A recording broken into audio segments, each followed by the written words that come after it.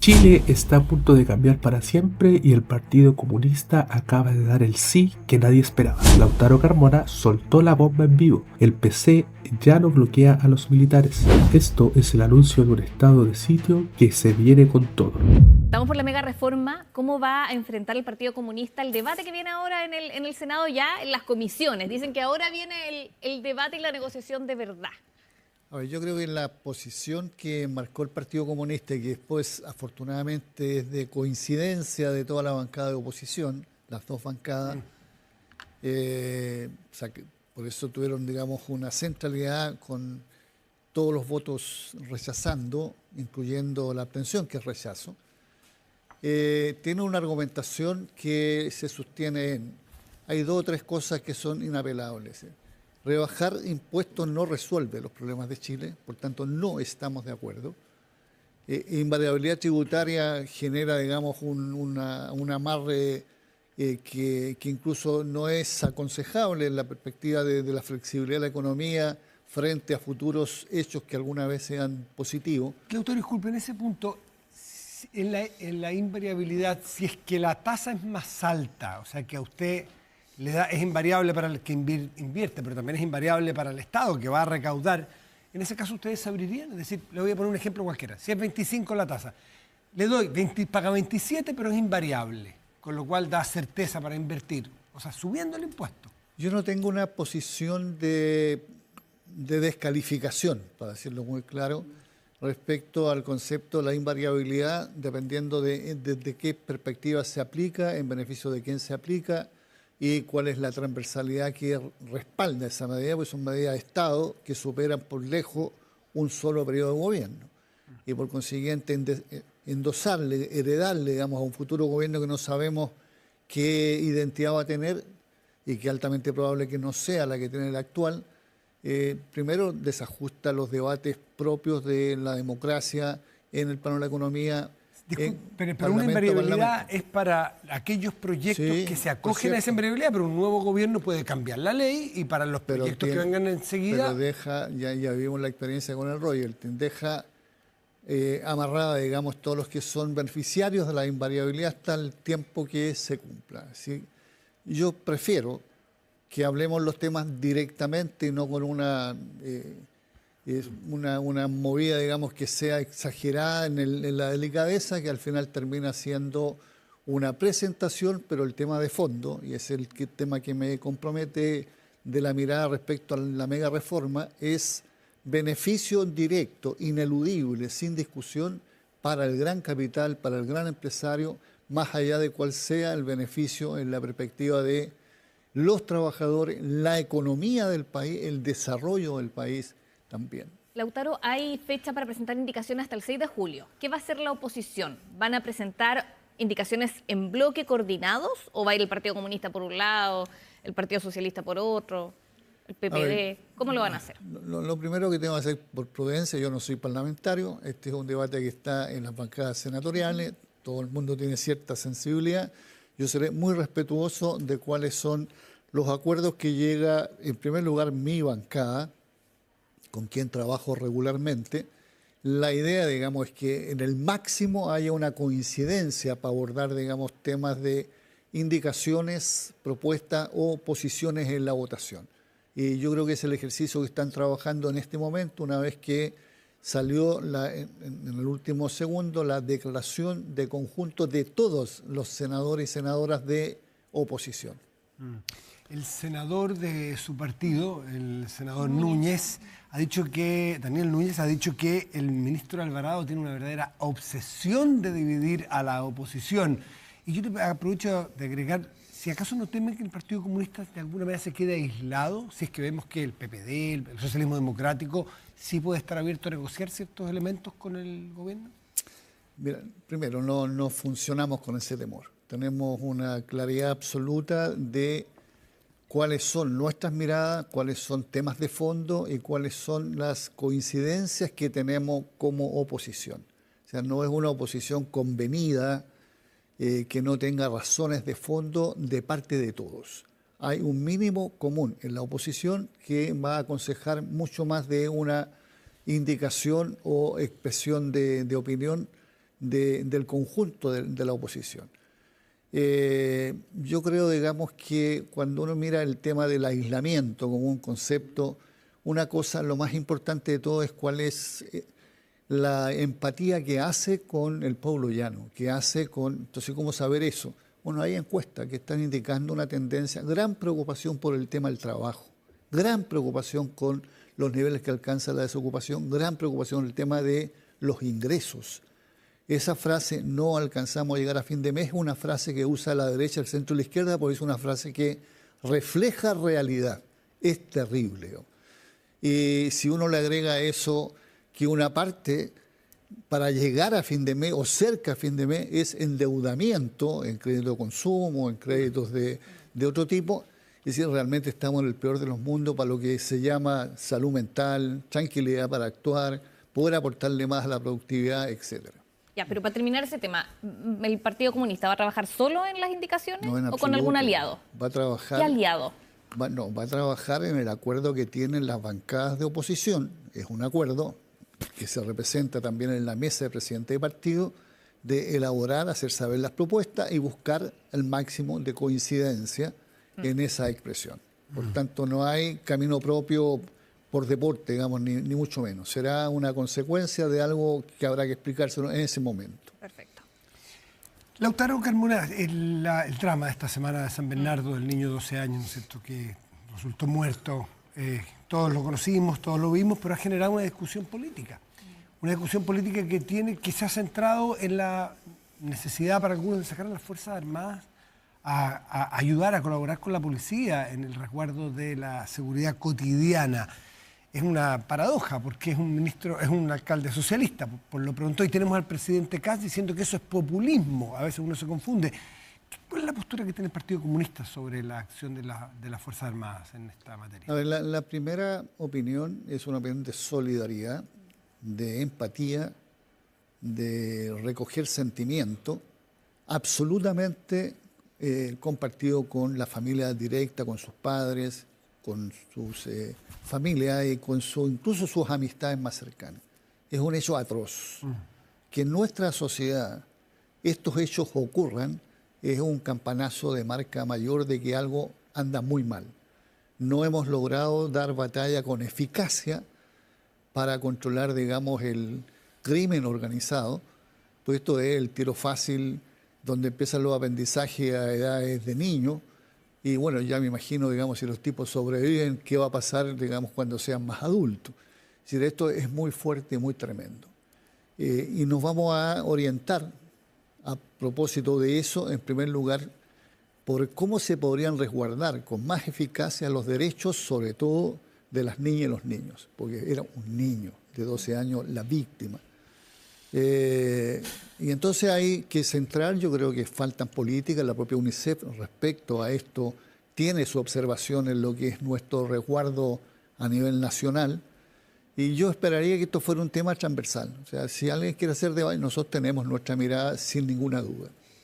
Lo segundo, pone de nuevo en el tapete un esfuerzo que también deberá ser mayor. Yo creo que se equivocan quienes quieran hacer de esto un punto político partidista, digamos, porque político siempre lo será, y no decir este es un tema de Estado.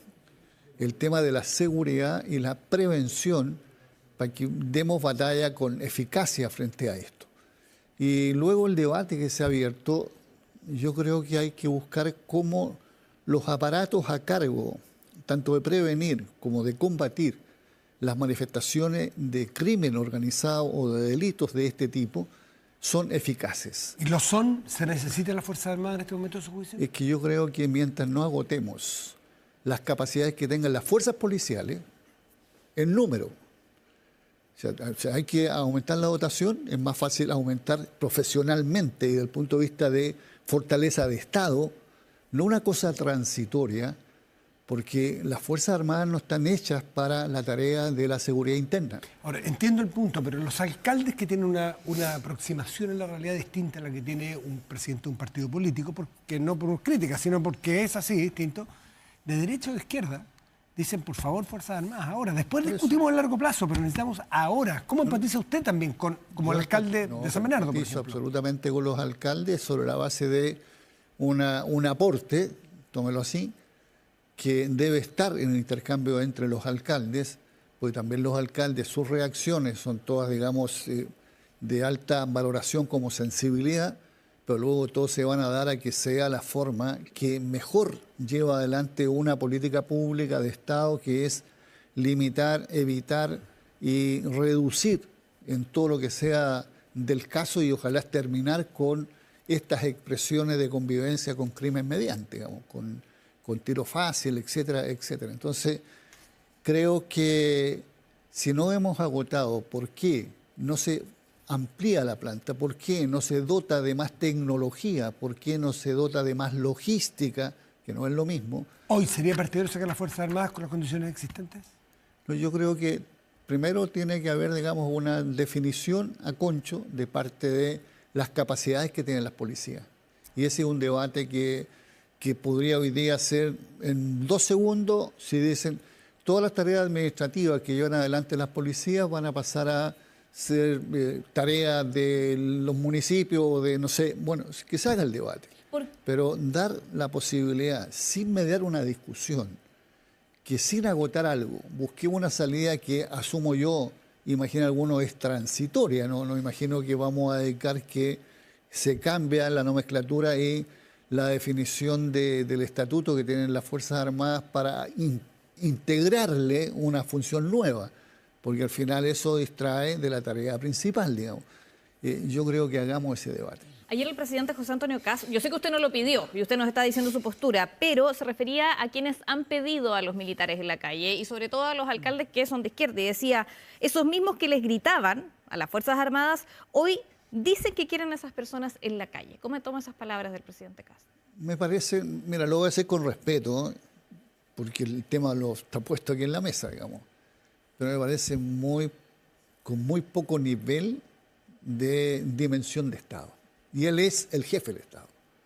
Pues empezar a tener un debate de segundo espacio, y no digo que no sea importante, descalificando las peticiones, las miradas, las conclusiones que hagan otros, de verdad, digamos, me empequeñece mucho la figura del presidente. Porque esperaría yo una mirada más larga, qué bueno que hay ahora más, en fin, podría aprovecharse hasta del pánico, digamos, haciendo la interpretación a esas formulaciones, que sin embargo cae en una cosa de un ajetreo medio de, no digo de activista, pero bastante menor al tema de fondo. Pero días anteriores el mismo presidente también se refirió a este tema con otra mirada. Y, por ejemplo, él decía, acá no es llegar y sacar a los militares en la calle, por las atribuciones, ¿cierto?, que tienen las Fuerzas Armadas. ¿Está de acuerdo en ese punto con el presidente Kast?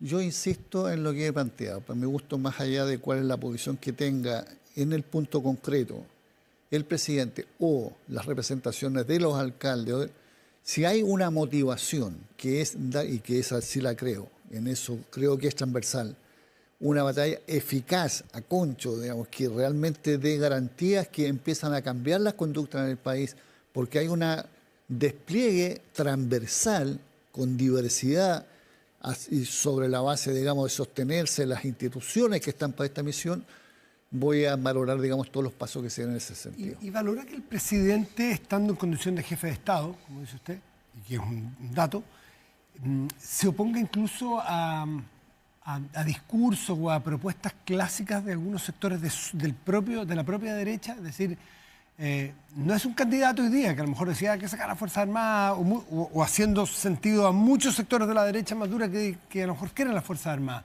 Que el presidente tome una posición más distante, más de Estado. ¿Valora usted eso? Pero por cierto, yo creo que no, el recurso más inmediato, y no lo estoy descalificando para quienes lo hacen, estoy asumiendo que todos tenemos motivaciones sanas y transparentes, digamos. Y si todas las motivaciones son de gran altura, dado el tema que hay que combatir, quiero decir que lo que hay son diferencias para cómo enfocarlo. Quiero asumirlo así y no descalificar que yo tengo una posición y los demás están equivocados. No, aquí todos podemos estar equivocados si hay que dar lugar, pero metámonos a trabajar. Que desde el presidente... Pero el presidente ha variado posiciones al respecto. Que el presidente tenga esa disposición, le falta, digamos, a eso, mi mirada, tomar medidas concretas que integren, que inviten a otros, Yo creo que en una situación como esto, como hablamos de un gobierno de emergencia, ahora podrían haber puntos concretos que son emergencias como esta, bien vale, digamos, que el presidente, yo quiero hablar con los partidos, sin limitaciones. ¿Usted quiere conversar con el presidente sobre este particular? ¿Con los partidos en general o solo quiero los de hablar con los partidos propios? Me refiero, él debiera decirlo. No, frente a un llamado así nosotros vamos a estar. Esa, si tú la pregunta es, no es que yo esté llamando a los partidos, yo no podría llamar. No. Usted está pidiendo de alguna forma al presidente que invite a los partidos a conversar. Yo le estoy pidiendo al presidente que ponga el tema con todas las anchuras, incluyendo las diversidades que tenemos, para abordar cada uno de su mirada con un discurso en que todo el mundo se respete y llegar luego a la conclusión que sea más eficaz. Este no es un tema que merece emborrador, equivocarse, después entramos de nuevo en el segundo tiempo. No, este no es las eliminatorias del Mundial, porque ahí salimos muy mal. Lautaro, empezábamos esta entrevista, antes que usted empezáramos la entrevista, revisábamos las encuestas y la aprobación del presidente. Tiene un 56,9% de desaprobación según la encuesta que estábamos mostrando, 30% de aprobación. ¿Por qué la oposición no ha logrado capitalizar esta desaprobación que muestra ahí, por lo menos esta encuesta? A ver, yo creo que lo primero, en lo principal, las desaprobaciones tienen un porcentaje no menor de autogoles, siguiendo con el Mundial, de errores propios, de desinteligencias, como se habla a veces con forma más figurada, digamos así.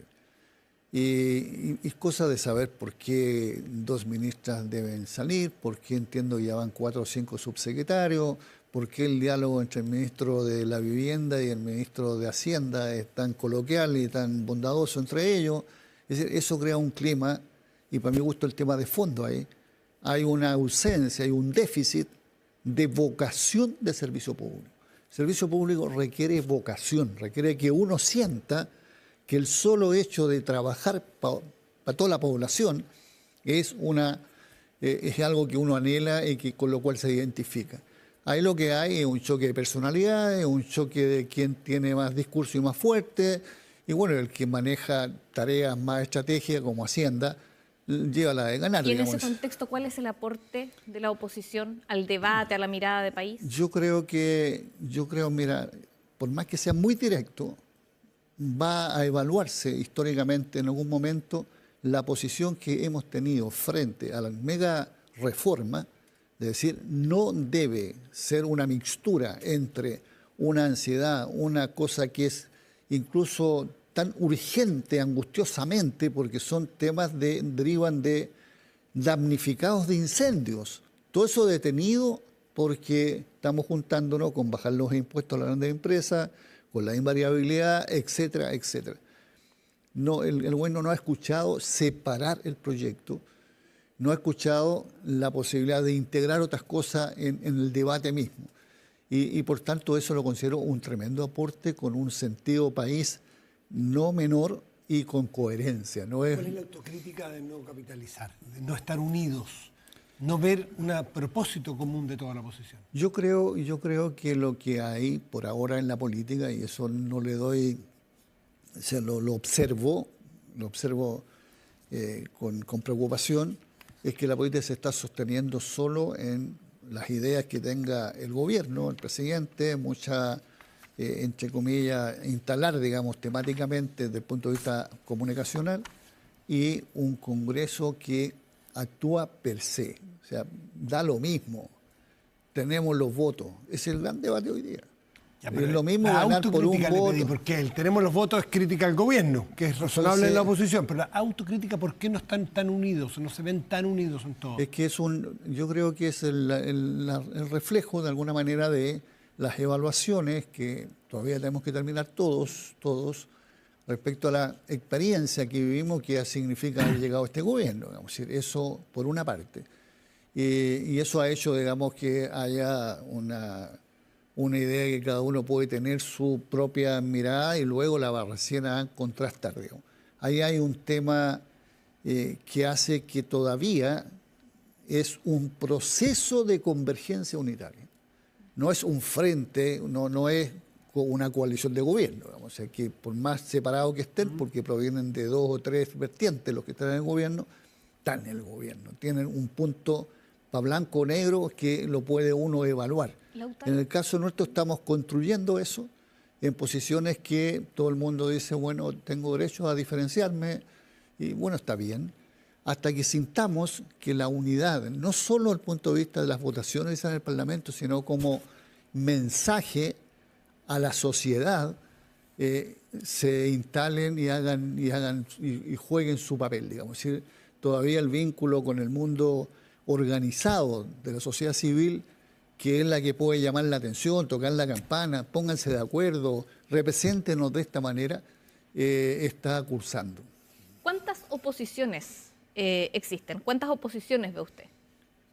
Yo la verdad es que no tengo, si yo lo asumo como proceso, es una sola oposición. Proceso significa que es algo que se está construyendo, se parece a una convergencia en muchos aspectos, o sea, nos ponemos de acuerdo porque en torno a ese tema, pero tiene que hacer también todo un camino, cuando empecemos a discutir, elevar la propuesta alternativa, va a empezar, digamos, de una calidad distinta la representación de la oposición. Ahora, esa sola oposición o esa convergencia no ha logrado todavía, por ejemplo, una sola propuesta frente a la mega reforma, que es el gran tema en debate pero del día si político. tú ves la declaración de todos y todas, la senadora hace un par de días, tiene propuesta y tiene mirada común.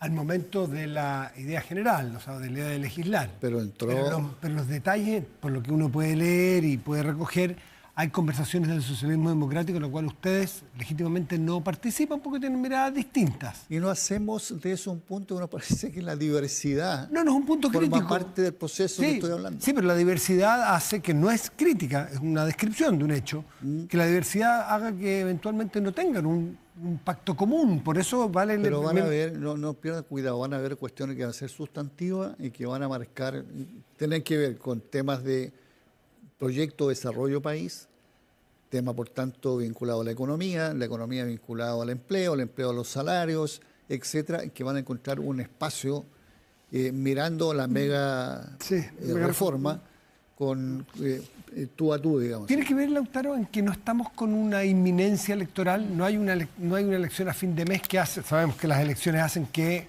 uno rebaje las diferencias y se junte por pragmatismo electoral, y que cada un partido está en un proceso, está en un momento de marcar posiciones propias, identitarias, cada uno con su electorado, con sus tribus, y que ustedes mismos están en eso, y que a lo mejor van a tener que bajar esas banderas en algún momento para hacer unión con una oposición, para enfrentar una elección que todavía no se ve cerca. ¿Estamos en ese proceso? Que no es año electoral este ni el otro en dato de la causa, o sea, fuera de... Ya, pero eso condiciona los comportamientos, ¿no? Muchas cosas en la vida de los partidos, también estoy de acuerdo.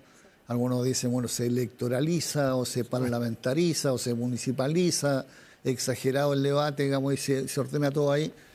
Pero lo que estamos haciendo, a mi juicio personal, es estar construyendo una base de referencia o una base de un... Fidelizando, dirían en otros sectores de la política. Pero de una cultura que estamos construyendo.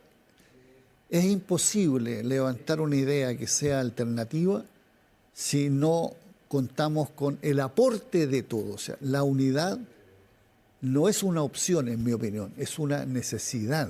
Cuando tú no tienes fuerza propia, ya no existe en Chile la fuerza propia de un solo partido que arrastra a los demás. Entonces, más vale darse luego a la tarea de cómo elaboramos esas propuestas. Para mi gusto es muy importante escuchar también al mundo social organizado, a la CUT en particular, al mundo de la centralidad que tienen las poblaciones o los estudiantes, etcétera, porque son los que viven, para bien y para mal, las consecuencias de una política de Estado bien llevada o mal llevada, digamos. Por ejemplo, la posición que tenemos frente al tema del CAE. Hablando, mira, el CAE, yo quería ir al mundo del trabajo, ya que mencionó a la CUT. Hay varios proyectos, todavía no están quizás en el Congreso, pero se ha hablado de, por ejemplo, flexibilizar 40 horas en la industria del turismo, ¿cierto? Sobre todo pensando que hay temporadas altas, bajas. Se ha hablado también de esta indemnización a todo evento. ¿Cómo ve el Partido Comunista estos proyectos que tienen que ver con el mundo del trabajo? A propósito que menciona la CUT. No, perdón, que estamos cerca de los 2 dígitos de desempleo. Además. Primero, marco eso último que tú dijiste, gran preocupación por el crecimiento que tiene la desocupación. Gran preocupación porque es, digamos, llegar a 2 dígitos. Bueno, en mujeres estamos sobre, o sea, estamos en los 2 dígitos. Y en los jóvenes, qué decir, en Y 20 y en la tantos. juventud mucho más todavía. Entonces, eso es mirada y expectativa de futuro, digamos. O sea, en la familia uno mira cómo le está yendo al más joven y se pone con entusiasmo y se estimula porque dice, bueno, mal que mal, vamos a salir bien parados de esta como sector, como familia, como núcleo de barrio, qué sé yo. Bueno, eso no está ocurriendo. Sigue teniendo la pega más permanente, el más adulto, el más estable. ¿Y por qué? Porque la economía no está bien, no está fabricando puestos de trabajo que sean estables, que sean con salarios dignos y que permitan una expectativa. Fíjate que el ingreso promedio, y esto a 2 años, si es que quiero 24 meses, es el ingreso que se tiene, que es por debajo de lo que hace falta, y la diferencia, para los que pueden usar esa diferencia, es endeudarse.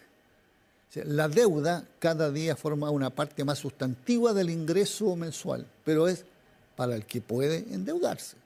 Hay una zona que no es menor y que crece, que ya no es sujeto de crédito y por tanto la deuda la hace con la familia. Entre toda la familia se pone y le prestan, digamos.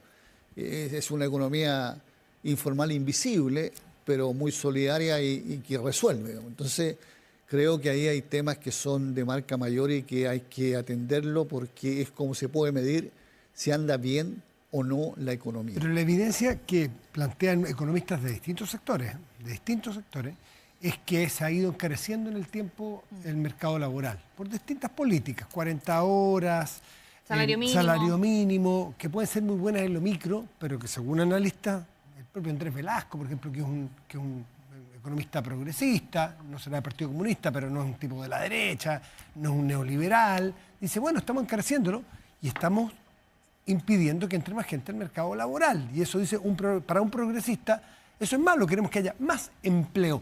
Y por ahí va a ir probablemente la política, de flexibilizar algunos elementos para dar más acceso a gente que no está trabajando hoy día. A ver, no voy a diferenciar con Andrés Velasco solo por una frase de la economía, porque de verdad tenemos miradas distintas. Yo lo sé, pero él no es el único. También por las promociones fotográficas que le David gusta Bravo hacer tampoco eso. diremos que es un neoliberal y también está muy preocupado. Digo en esto, tiempo atrás era mucho más barato la mano de obra porque no había la obligación de vivir en una casa de FL2, digamos, que tenga 60 metros cuadrados hacia arriba, y existían los CITE, y existían...